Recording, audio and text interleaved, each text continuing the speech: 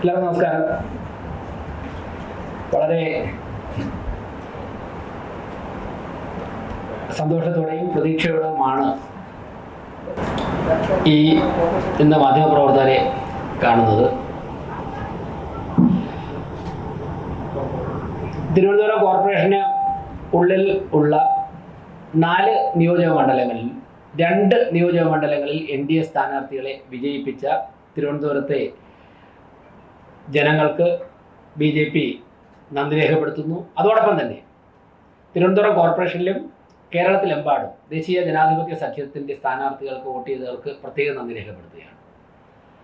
നമുക്കറിയാം, ഈ കോർപ്പറേഷൻ്റെ ഭരണസമിതി അധികാരത്തിൽ വന്നിട്ട് 2 മാസം പിന്നിടുമ്പോഴാണ് തെരഞ്ഞെടുപ്പ് പ്രഖ്യാപിച്ചത്. അതിനുശേഷം കോർപ്പറേഷൻ്റെ ദൈനംദിന പ്രവർത്തനങ്ങൾ നടക്കുന്നതോടൊപ്പം തന്നെ തെരഞ്ഞെടുപ്പ് പ്രവർത്തനങ്ങളിലും എല്ലാ കൗൺസിലർമാരും ഇൻവോൾവ് ആയിരുന്നു. അപ്പോൾ 2.5-3 മാസത്തെ ഭരണസമിതിയുടെ പ്രവർത്തനത്തിൻ്റെ വിലയിരുത്തൽ കൂടിയായിരുന്നു ഈ തെരഞ്ഞെടുപ്പ്. അതിൽ 4 അസംബ്ലി മണ്ഡലങ്ങളുള്ള 2 മണ്ഡലങ്ങളിലും NDA സ്ഥാനാർത്ഥികളെ, BJP നേതൃത്വം കൊടുക്കുന്ന NDA സ്ഥാനാർത്ഥികളെ വിജയിപ്പിച്ചു. അതിൽ നിന്നും ഒരു കാര്യം വ്യക്തമാകുന്നത്, കോർപ്പറേഷൻ്റെ ഭരണസമിതിയുടെ പ്രവർത്തനം ശരിയായ വഴിക്കാണ്. ഞങ്ങൾ മുന്നോട്ട് വച്ച കാര്യങ്ങൾ ജനങ്ങൾ അംഗീകരിക്കുന്നു. അതിനുള്ള കൂടുതൽ മാൻഡേറ്റ് തന്നിരിക്കുകയാണ്.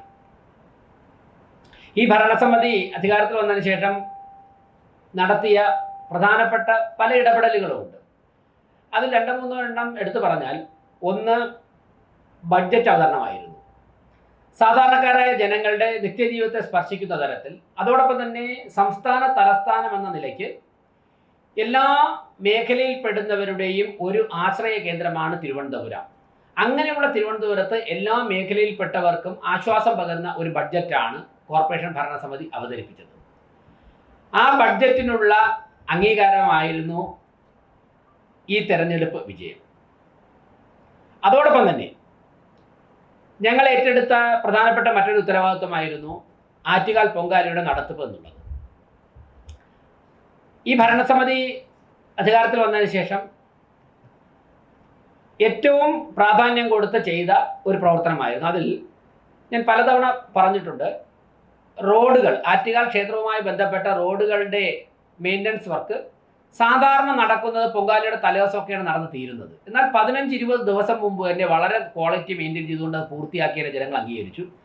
അതോടൊപ്പം തന്നെ പൊങ്കാല സമയത്ത് ഉണ്ടായ കുടിവെള്ളക്ഷാമം പരിഹരിക്കുന്നതിൽ ടാങ്കറുകൾ രംഗത്തിറക്കിക്കൊണ്ട് ഞങ്ങൾ പ്രവർത്തിച്ചു.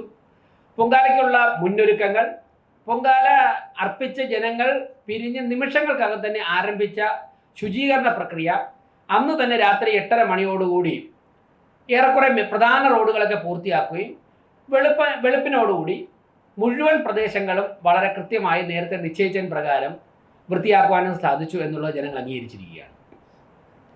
അതോടൊപ്പം മുൻ വർഷങ്ങളിലൊക്കെ തന്നെ ഒരു ചെറിയ കാറെങ്കിലും സിറ്റിയുടെ ഏതെങ്കിലും ഭാഗത്ത് പാർക്ക് ചെയ്ത് കഴിഞ്ഞാൽ ഭീമമായ തുക പാർക്കിംഗ് ഫീസ് എന്ന ഇനത്തിൽ പിരിച്ചുകൊണ്ടിരുന്നു. സർക്കാർ സ്കൂളുകളുടെ സ്ഥലത്തുൾപ്പെടെ സ്വകാര്യ വ്യക്തികൾ അല്ലെങ്കിൽ മറ്റേതെങ്കിലും സംഘടനയുടെയൊക്കെ പേര് പറഞ്ഞിട്ട് പണം പിരിച്ചുകൊണ്ടിരുന്നു. അതൊക്കെ തന്നെ കയ്യോടെ കിട്ടിയ വിവരങ്ങൾ വെച്ചുകൊണ്ട് കയ്യോടെ അതിനെയൊക്കെ തന്നെ തടയുവാനും അനധികൃതമായി വാങ്ങിയ പണമൊക്കെ തന്നെ വാഹന ഉടമകൾക്ക് തിരിച്ചു കൊടുക്കുവാനും നൽകി. അപ്പോൾ ഒരു വലിയൊരു കൊള്ള പാർക്കിങ്ങിൻ്റെ പേരിൽ സർക്കാർ സ്കൂളുകളെ ഉൾപ്പെടെ ദുരുപയോഗം ചെയ്തുകൊണ്ട് നടത്തിയിരുന്നതിനെതിരായി നിലപാട് സ്വീകരിക്കുവാൻ വേണ്ടി കോർപ്പറേഷൻ സ്ഥാപിച്ചു.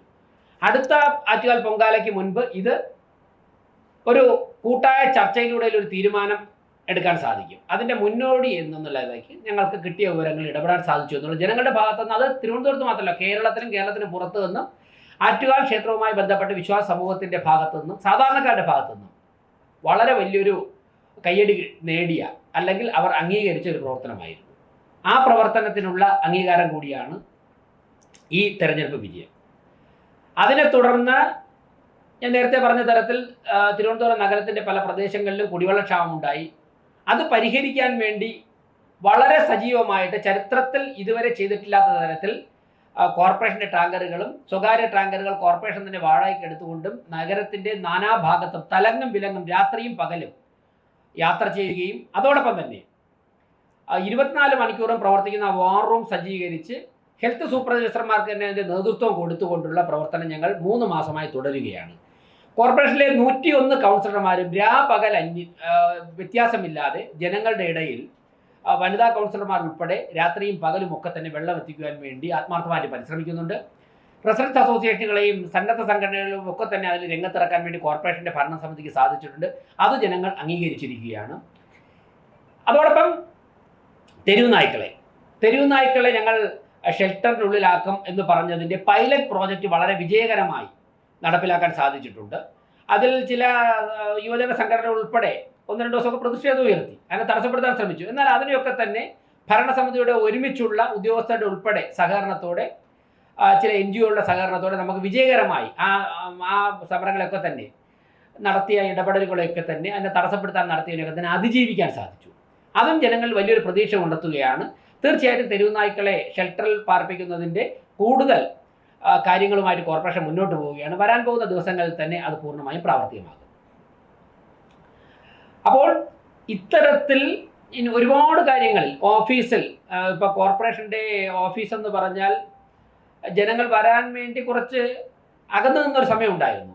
അത് മാറിയിട്ട് ഡിസംബർ 26 സത്യപ്രതിജ്ഞ ചെയ്ത അന്നുച്ചയ്ക്ക് മുതൽ തന്നെ ഇന്ന് വരെ എല്ലാ പ്രവൃത്തി ദിവസങ്ങളിലും 3 മണി മുതൽ 5 മണി വരെ കോർപ്പറേഷനെ സമീപിക്കാൻ ആഗ്രഹിക്കുന്ന എല്ലാ വ്യക്തികൾക്കും അവരുടെ ആവശ്യങ്ങളുമായി ബന്ധപ്പെട്ട് വരാനുള്ള ഒരു സാഹചര്യം ഒരുക്കുകയും അത്തരത്തിൽ ജനങ്ങളുമായി നിരന്തരം ഉദ്യോഗസ്ഥരും ഭരണസമിതിക്ക് നേതൃത്വം കൊടുക്കുന്നവരും ഇടപഴകുന്നത് ജനങ്ങളെ കൂടുതൽ കോർപ്പറേഷനിലേക്ക് അവരുടെ പ്രസ്ഥാനം എന്നുള്ളതിലേക്ക് ഒരു ജനകീയ സ്ഥാപനമാക്കി കഴിഞ്ഞ 3 മാസം കൊണ്ട് മാറ്റാൻ വേണ്ടി സാധിച്ചു എന്നുള്ളത് ജനങ്ങൾ പൂർണ്ണമായി ഇരുകൈ നീട്ടി ആ ശൈലി സ്വീകരിച്ചിരിക്കുന്നു എന്നുള്ളതാണ് ഈ തെരഞ്ഞെടുപ്പ് വിജയം തെളിയിക്കുന്നത്. ഇത്തരത്തിൽ ചെറുതും വലുതുമായിട്ടുള്ള ഒരുപാട് കാര്യങ്ങൾ, ശുചീകരണ തൊഴിലാളികളെ ചേർത്ത് പിടിച്ചുകൊണ്ട് അവർക്ക് ആത്മവിശ്വാസം ക്രിയേറ്റ് ചെയ്യുന്ന കാര്യമായാലും അങ്ങനെയൊക്കെയുള്ള കാര്യങ്ങളെ അംഗീകരിച്ചു. ഞാൻ ഓരോരോ കാര്യങ്ങളും എടുത്തു പറയുവാൻ വേണ്ടി കാര്യം നല്ല തിരക്കുള്ള ദിവസമാണ് മാധ്യമപ്രവർത്തകർക്കൊക്കെ. ഞാൻ ഈ അവസരത്തിൽ മുതിരുന്നില്ല. ഇനി വരാൻ പോകുന്ന ദിവസങ്ങളിലെ കാര്യങ്ങളാകാം. അപ്പോൾ മറ്റൊരു കാര്യം സൂചിപ്പിക്കാനുള്ളത്, ഈ ഭരണസമിതി അധികാരത്തിൽ വന്ന ദിവസങ്ങൾ കഴിഞ്ഞ ഉടൻ തന്നെ ഭരണസമിതിയുടെ പ്രവർത്തനങ്ങൾക്കെതിരായി തെറ്റായ കാര്യങ്ങൾ പ്രചരിപ്പിക്കുവാൻ വേണ്ടി ഒരു ഗവൺമെൻറ്റിന് നേതൃത്വം കൊടുക്കുന്ന മന്ത്രി ഉൾപ്പെടെ ഉള്ളവർ അരയും തലയും മുറുക്കി രംഗത്തിറങ്ങി. 2 മുൻ മേയർമാർ, അതിലൊരാൾ മന്ത്രിയാണ്, തെറ്റായ വിവരങ്ങൾ പ്രചരിപ്പിക്കുവാൻ വേണ്ടി ഗവൺമെൻറ് സംവിധാനം തന്നെ ദുരുപയോഗം ചെയ്തു. ആറ്റുകാൽ പൊങ്കാലയെക്കുറിച്ച്, പൊങ്കാലയുടെ ശുചീകരണ പ്രവർത്തനങ്ങൾ വളരെ നന്നായി നടന്നുവെന്ന് പൊങ്കാലയുടെ പിറ്റേ ദിവസം രാവിലെ ബഹുമാനപ്പെട്ട മന്ത്രി പറഞ്ഞ് അതിനുശേഷം 48 മണിക്കൂർ കഴിഞ്ഞിട്ട് അദ്ദേഹം അതിനെ കുറ്റപ്പെടുത്തി സംസാരിക്കുകയായിരുന്നു. എന്നിട്ടും ജനങ്ങൾ വിശ്വസിക്കാതെ വന്നപ്പോഴേക്കും ഗവൺമെൻറ് സംവിധാനം ഉപയോഗിച്ചുകൊണ്ട് RDOയെ പൊങ്കാലയുടെ ശുചീകരണ പ്രവർത്തനങ്ങളെക്കുറിച്ച് അന്വേഷിക്കാൻ വേണ്ടി, നന്നായി നടന്നു എന്ന് പറഞ്ഞ മന്ത്രി തന്നെ അതിനെക്കുറിച്ച് അന്വേഷിക്കാൻ വേണ്ടി ചുമതലപ്പെടുത്തി. RDO ശുചീകരണ പ്രവർത്തനങ്ങൾ വളരെ നന്നായിട്ടാണ് നടന്നതെന്നുള്ള അദ്ദേഹം ഫീൽഡിലുണ്ടായിരുന്നതാണ്. അദ്ദേഹത്തിനായിരുന്നു പൊങ്കാലയുടെ മുഴുവൻ ഡ്യൂട്ടി. അദ്ദേഹം റിപ്പോർട്ട് കൊടുത്തു. ആ റിപ്പോർട്ട് കോർപ്പറേഷൻ ഭരണസമിതിക്ക് എതിരായി വന്നില്ല എന്ന് കണ്ടുകൊണ്ട് കളക്ടറെ വീണ്ടും അന്വേഷിക്കാൻ ചുമതലപ്പെടുത്തി. എന്നിട്ട് കളക്ടർ റിപ്പോർട്ട് കൊടുത്തായിട്ട് മാധ്യമങ്ങൾ വാർത്ത വന്നു. എന്നാൽ ആ കളക്ടർ റിപ്പോർട്ട് നിങ്ങൾ ആരെങ്കിലും കണ്ടിട്ടുണ്ടോ? ഈ മാധ്യമ വാർത്തകൾ പ്രചരിപ്പിച്ചത് മന്ത്രിയുടെ ഓഫീസിൽ നിന്ന് സ്റ്റാഫാണ്. കളക്ടറുടെ റിപ്പോർട്ടിൽ ഈ പറഞ്ഞ ഒരു കാര്യവുമില്ല, ഒരു വാക്ക്, ഒരു പരാമർശം ഒഴികെ ഒരു കാര്യവുമില്ല. ആ കളക്ടറുടെ റിപ്പോർട്ട് എന്തുകൊണ്ട് ഈ മന്ത്രി പുറത്തുവിട്ടില്ല? അപ്പോൾ കളക്ടറുടെ റിപ്പോർട്ടിലും വന്ന വാർത്തകൾ അനുസരിച്ചിട്ടുള്ള ഒരു പരാമർശവുമില്ല. ഒരു ചെറിയൊരു വരി മാത്രമാണുള്ളത്. അത് എല്ലാ വർഷവും നടക്കുന്ന കാര്യം തന്നെയാണ്. ഞാൻ ഇതൊക്കെ നേരത്തെ പറയാത്തത് ജനവിധി വരട്ടെ എന്ന് കരുതിയിട്ടാണ്. ആ കളക്ടറുടെ റിപ്പോർട്ട് ഇവർ പുറത്തുവിട്ടില്ലല്ലോ. പുറത്തുവിട്ടെ. കളക്ടർ റിപ്പോർട്ട് ഞാൻ കണ്ടിട്ടുണ്ട്. ഇങ്ങനെയുള്ള കാര്യങ്ങളൊന്നും പറഞ്ഞിട്ടില്ല. അത് അന്ന് പറയാത്തത് ജനവിധി വരട്ടെ, ജനങ്ങളുടെ കൂടി വിലയിരുത്തൽ വരട്ടെ എന്ന് കരുതിയിട്ടാണ്. അപ്പോൾ പിന്നെ ഒരു ബഹുമാനപ്പെട്ട ഒരു മന്ത്രി പറഞ്ഞു, കോർപ്പറേഷൻ്റെ ഉത്തരവാദിത്തമാണ് കുടിവെള്ളം വിതരണം ചെയ്യുക എന്നുള്ളത്. ഞങ്ങളുടെ ഉത്തരവാദിത്തം നിർവഹിച്ചു. 3 മാസം കൊണ്ട് ഞങ്ങൾ നിർവഹിക്കുകയാണ്. മന്ത്രി പുറത്തിറങ്ങിയത് കഴിഞ്ഞ ദിവസമല്ലേ? ഇക്കാര്യങ്ങൾ അഡ്രസ്സ് ചെയ്യാൻ വേണ്ടി തിരുവനന്തപുരത്ത് താമസിക്കുന്ന മന്ത്രി ഏതെങ്കിലും ദിവസം തിരുവനന്തപുരം നഗരത്തിലെ കുടിവെള്ള പ്രശ്നം അഡ്രസ്സ് ചെയ്യാൻ വേണ്ടി മാധ്യമപ്രവർത്തകരെ കണ്ടിട്ടുണ്ടോ? ജനപ്രതിനിധികളെ വിളിച്ചിട്ട് ഇത്രയും കാര്യങ്ങളാണ് വാട്ടർ അതോറിറ്റി ചെയ്തിട്ടുള്ളത് എന്ന് മന്ത്രി പറഞ്ഞിട്ടുണ്ടോ? മന്ത്രി അവസാന ദിവസം കുറ്റപ്പെടുത്താനല്ലേ ഇറങ്ങി. ആ മന്ത്രിയുടെ ഇപ്പോഴത്തെ അവസ്ഥ എന്താ? തിരുവനന്തപുരത്ത് ജീവിച്ചുകൊണ്ട് തിരുവനന്തപുരത്തെ സൗകര്യങ്ങൾ പ്രവർത്തിച്ചുകൊണ്ട് തിരുവനന്തപുരത്തെ ജനങ്ങൾക്ക് വാട്ടർ അതോറിറ്റിയുടെ പരാജയം കൊണ്ട് കുടിവെള്ളം കിട്ടാതിരുന്നപ്പോഴേക്കും ആ സമയത്തൊക്കെ തന്നെ ജനങ്ങളുടെ മുൻപിൽ വരാതെ ഇതൊക്കെ തിരുവനന്തപുരം കോർപ്പറേഷൻ പരിഹരിച്ചുകൊണ്ടിരുന്ന സമയത്ത് വന്ന് കുറ്റപ്പെടുത്തിയിട്ട് പോയ മന്ത്രിയുടെ ഇപ്പോഴത്തെ അവസ്ഥ എന്താ?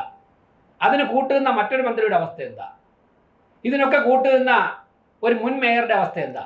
ഞാൻ തിരഞ്ഞെടുപ്പിൽ പരാജയപ്പെട്ടതുകൊണ്ട് മാത്രം പറയുകയല്ല. അപ്പോൾ ഇന്ന് വരെ ചരിത്രത്തിൽ ഇല്ലാത്ത തരത്തിലാണ് തിരുവനന്തപുരം കോർപ്പറേഷൻ കുടിവെള്ള പ്രശ്നം പരിഹരിക്കാൻ വേണ്ടി ഇടപെട്ടിട്ടുള്ളത്. ഞങ്ങൾക്ക് ഇതിലപ്പുറം ചെയ്യുവാനുള്ള മെക്കാനിസം ഇല്ല. ഈ ജലസേചന വകുപ്പ് മന്ത്രി വിളിച്ച മീറ്റിംഗിലല്ലേ ജലസേചന വകുപ്പിലെ ഉദ്യോഗസ്ഥരെയൊക്കെ വിളിച്ചിട്ട് നെയ്യാർ ഡാമിൽ നിന്നും വെള്ളം കൊണ്ടുവരണമെന്നുള്ള സാധ്യത പരിശോധിക്കണമെന്ന് പറഞ്ഞത്? ആ ഉദ്യോഗസ്ഥരെ വിളിച്ച് നിർദ്ദേശം കൊടുക്കുവാനുള്ള അധികാരം കോർപ്പറേഷനുണ്ടോ? നെയ്യാർ ഡാമിൽ നിന്നും അരുവിക്കരയിലേക്ക് വെള്ളം കൊണ്ടുവരണം, കൂടുതൽ വെള്ളം കൊണ്ടുവരണം എന്ന് തീരുമാനമെടുക്കാനുള്ള അധികാരം കോർപ്പറേഷനുണ്ടോ? അപ്പം ഞങ്ങൾക്ക് അതിനുള്ള ഒരു മെഷീനറിയോ മെക്കാനിസോ ഇല്ലല്ലോ. ഭൂമിക്കടിയിലൂടെ പോകുന്ന പൈപ്പ് പൊട്ടി വെള്ളം ലീക്ക് ചെയ്താൽ ആ ലീക്കേജ് പരിഹരിക്കാൻ ഉദ്യോഗസ്ഥരെ പറഞ്ഞു വിടുവാനുള്ള മെക്കാനിസം ഞങ്ങൾക്കുണ്ടോ? സംസ്ഥാന സർക്കാർ, LDF സർക്കാർ കരാറുകാർക്ക് 18 മാസം കൊണ്ട് കൊടുക്കാനുള്ള പണം കൊടുക്കാത്തതുകൊണ്ടല്ലേ കരാറുകാർ ജോലിക്ക് വരാത്തത്, വാട്ടർ അതോറിറ്റിയുടെ കരാറുകാർ ജോലിക്ക് വരാത്തത്. അതുകൊണ്ടല്ലേ ലീക്കേജ് കൃത്യമായിട്ട് പരിഹരിക്കാൻ സാധിക്കാത്തത്.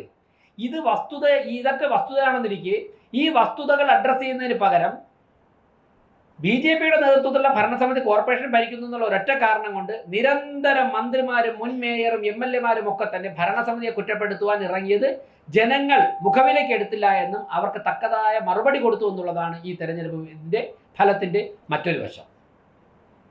അതുകൊണ്ട് എനിക്ക് വളരെ വിനയപുരസ്സരം ഇവരോടൊക്കെ സൂചിപ്പിക്കുവാനുള്ളത്, ഇവരൊക്കെ തന്നെ 45-50 വർഷം ഭരണ പരിചയമുള്ളവരാണ്. അപ്പോൾ ഒരു ഭരണസമിതിയെ ജനങ്ങൾ തിരഞ്ഞെടുത്താൽ 5 വർഷം അവർക്ക് ഭൂരിപക്ഷമുള്ള സ്ഥിതിക്ക് ഭരിക്കുവാനുള്ള അവസരം ഉണ്ട്. ക്രിയാത്മകമായ പ്രതിപക്ഷമായിട്ട് പ്രവർത്തിക്കാൻ തയ്യാറാകണം. തെറ്റായ കാര്യങ്ങൾ ജനങ്ങളുടെ ഇടയിൽ പ്രചരിപ്പിക്കരുത്. ഞങ്ങൾ ഒരു നിമിഷം പോലും പാഴാക്കാതെ പ്രവർത്തിക്കുക. ഇന്നിപ്പോൾ രാവിലെ നിങ്ങളിവിടെ വരുമ്പോഴേക്കും ഞാനൊരു 10 മിനിറ്റ് താമസിച്ചത് KSRTCയുടെ MD ഉൾപ്പെടെ മേയറുടെ റൂമിൽ മീറ്റിംഗിലിരിക്കുക. സ്മാർട്ട് സിറ്റിയുമായിട്ട് ബന്ധപ്പെട്ട 115 ബസ്സുകളുടെ കുറിച്ച് എഴുതി വെച്ചൊരു കരാർ ഇവിടെ ഉണ്ട്.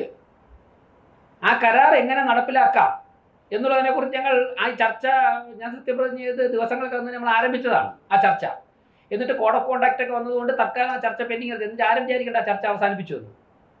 ആ ചർച്ച അന്ന് കോഡ് ഓഫ് കോണ്ടാക്ട് വന്നുകൊണ്ട് പെൻഡിങ്ങിൽ വെച്ചതാണ്. ഇന്ന് രാവിലെ 10 മണി KSRTCയുടെ MD ഉൾപ്പെടെയുള്ള മീറ്റിംഗ് തൊട്ടപ്പുറത്ത് നടക്കുക. അവർ പോയിട്ടില്ല, മാധ്യമപ്രവർത്തനം ഇരിക്കുന്നതുകൊണ്ട് ഞാൻ അത് കഴിഞ്ഞിട്ട് അവർ വീണ്ടും കാണാമെന്ന് പറഞ്ഞു. സെക്രട്ടറി ചർച്ച കണ്ടിന്യൂ ചെയ്യുകയാണ്. അതിൽ പറഞ്ഞിട്ടുണ്ട് LDFന്റെ കോർപ്പറേഷൻ ഭരണസമിതി LDFന്റെ സംസ്ഥാന സർക്കാരും കൂടെ ചേർന്നുകൊണ്ട് ഉണ്ടാക്കിയ ഒരു കരാർ. ആ കരാർ നമ്മൾ ചർച്ച ചെയ്യണം. തിരുവനന്തപുരം സിറ്റിക്ക് പുറത്തുള്ള ജനങ്ങൾക്ക് എങ്ങനെ സ്മാർട്ട് സിറ്റിയുടെ ബസ് പ്രയോജനം ചെയ്യുമെന്ന് ആ കരാറിൽ പറഞ്ഞിട്ടുണ്ട്. അത് സിസ്റ്റമാറ്റിക്കായിട്ട് ഓടണം.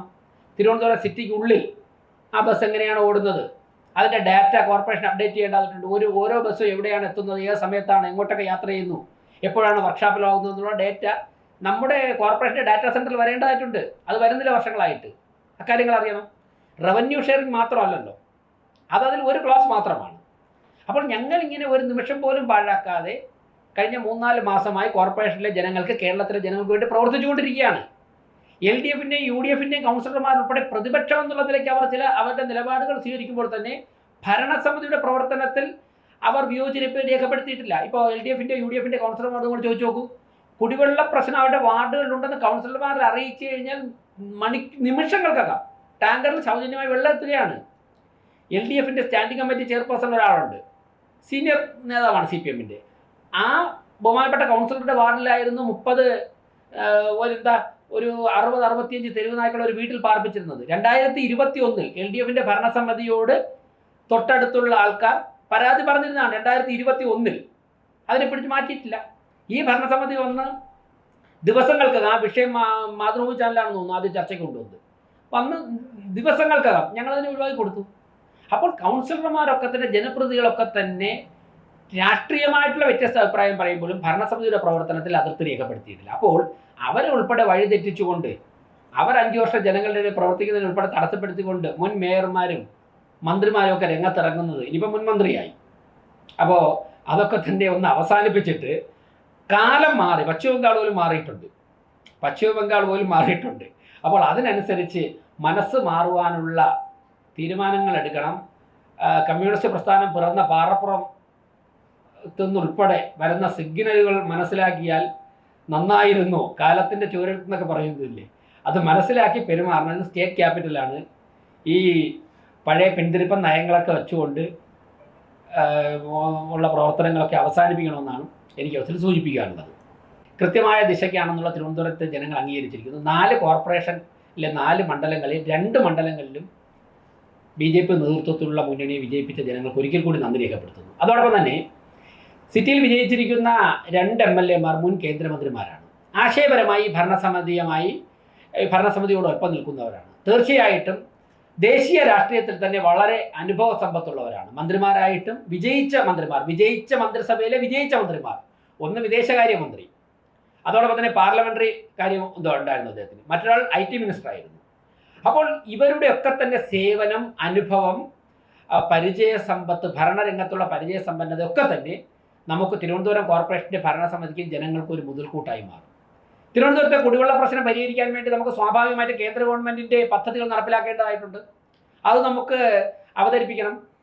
പുതിയതായിട്ട് അധികാരത്തിലേറാൻ പോകുന്ന സംസ്ഥാന സർക്കാരുമായിട്ട് പരമാവധി വികസന കാര്യങ്ങൾ ചേർന്ന് നിന്നുകൊണ്ട് മുൻ കേന്ദ്രമന്ത്രിമാരുടെയും നഗരത്തിലെ 4 MLA-മാരുടെയും അതോടൊപ്പം തന്നെ കോവള MLA-യുടെ 4 വാർഡ് ഇവിടെ വരുന്നുണ്ട്. അവരുടെയൊക്കെ തന്നെ ഇടപെടലുകൾ, വളരെ ക്രിയാത്മകമായുള്ള ഇടപെടലുകൾ സ്വീകരിച്ചുകൊണ്ട് തിരുവനന്തപുരത്തെ ജനങ്ങളുടെ പ്രതീക്ഷകൾക്ക് അപ്പുറം മുന്നേറാൻ വേണ്ടി ഈ ഭരണസമിതി തയ്യാറെടുക്കുകയാണ്. അതിൻ്റെ അടിസ്ഥാനത്തിലാണ് രാവിലെ 9 മണി മുതൽ തന്നെ മീറ്റിങ്ങുകൾ ആരംഭിച്ചിരിക്കുന്നത്. തീർച്ചയായിട്ടും എല്ലാവരോടും നന്ദി അർപ്പിക്കുകയാണ്. ഇടതുപക്ഷ പ്രസ്ഥാനങ്ങളുടെ ഭാഗത്തുനിന്ന് ക്രിയാത്മകമായ പ്രതിപക്ഷമായിട്ടുള്ള പ്രവർത്തനമാണ് ഇനി ഉണ്ടാകേണ്ടത്. അത് പ്രതീക്ഷിച്ചുകൊണ്ട് ജയിപ്പിച്ച എല്ലാവർക്കും ഒരിക്കൽ കൂടി നന്ദി രേഖപ്പെടുത്തുന്നു.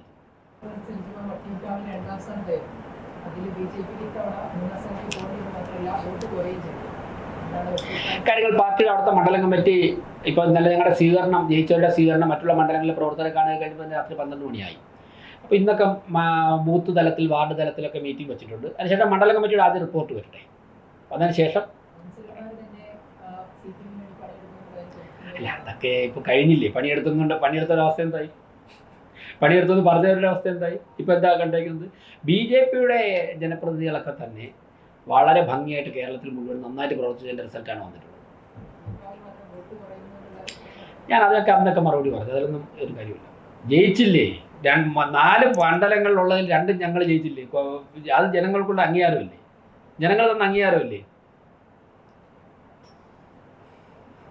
ജയിച്ചതിനെ കുറിച്ച് സംസാരിക്കും. ബാക്കിയുള്ള നമുക്ക് പിന്നെ ജയിക്കാം.